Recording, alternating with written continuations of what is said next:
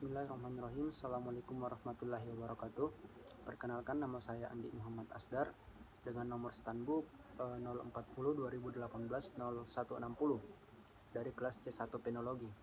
Baik, langsung saja saya akan mencoba menjawab keempat pertanyaan yang Bapak berikan tadi di kalam. Yang pertama adalah alasan di dalam dan di luar KUHP tentang gugurnya hak untuk menuntut pidana. Yang pertama, kita bahas di dalam KUHP. Ini terdiri dari 4 bagian.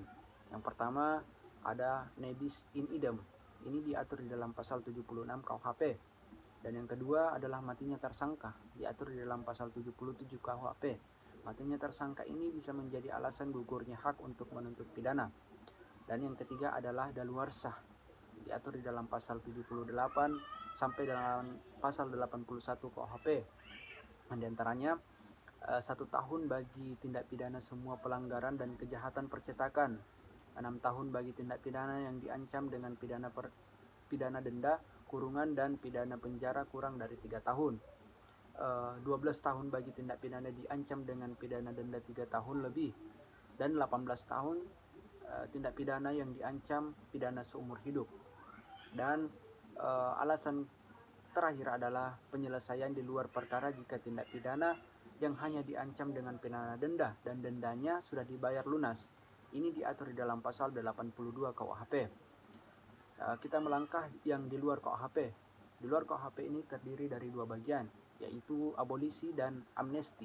Abolisi adalah menghentikan atau menyediakan segala penuntutan ditunjukkan kepada setiap orang yang tersangkut tindak pidana yang belum atau sedang dalam proses penuntutan. Ini diberikan oleh presiden. Contoh misalnya pemberian abolisi terhadap mantan presiden Soeharto. Yang kedua amnesti. Amnesti ini menyediakan atau menghapus akibat hukum kepada yang melakukan sebuah tindakan hukum, yang mengembalikan status tak bersalah kepada orang yang sudah dinyatakan bersalah secara hukum.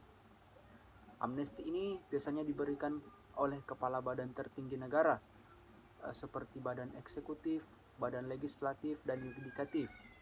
Serta presiden memberikan amnesti dengan pertimbangan Dewan Perwakilan Rakyat.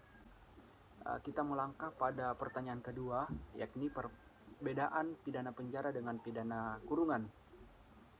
Ada 4 perbedaan pidana penjara dengan pidana kurungan.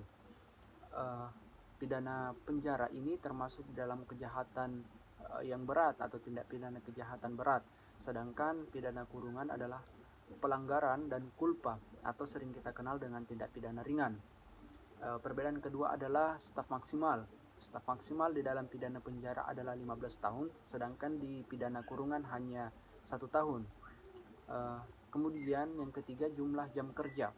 Jumlah jam kerja di pidana penjara itu 9 jam per hari, sedangkan di pidana kurungan hanya 8 jam per hari.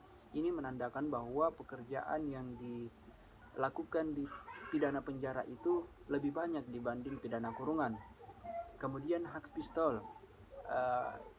Hak pistol ini di dalam pidana penjara itu tidak ada. Hak pistol ini dikenal di dalam pidana kurungan, yakni punya hak untuk memperbaiki diri sendiri, misalnya mengenai makanan dan tempat tidur. Dan ini diatur di dalam pasal 23 KUHP. Melangkah ke nomor 3, pertanyaan ketiga, bagian-bagian pidana pokok dan pidana tambahan. Dalam pidana pokok ini terbagi dari 4 bagian. Yang pertama pidana mati, pidana penjara, pidana kurungan, dan pidana denda. Sedangkan di pidana tambahan ini hanya ada 3 poin.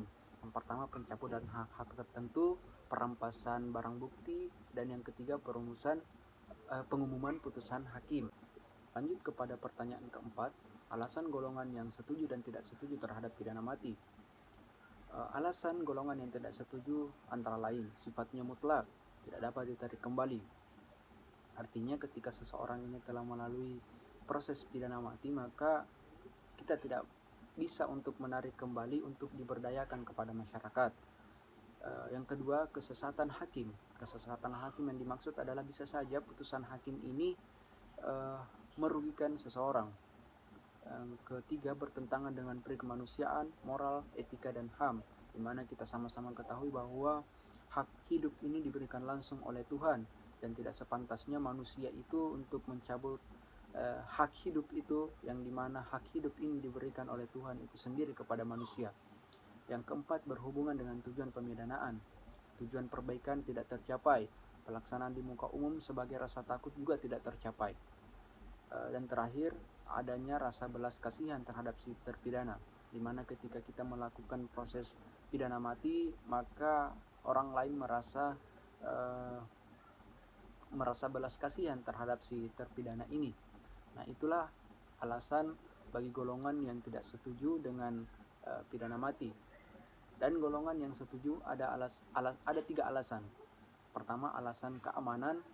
Ketiga, heterogenitas penduduk Indonesia. Dan yang ketiga, perlu untuk tindak pidana tertentu. Itu saja jawaban yang bisa saya sampaikan. Mohon maaf ketika memiliki banyak kekurangan. Sekian, Assalamualaikum warahmatullahi wabarakatuh.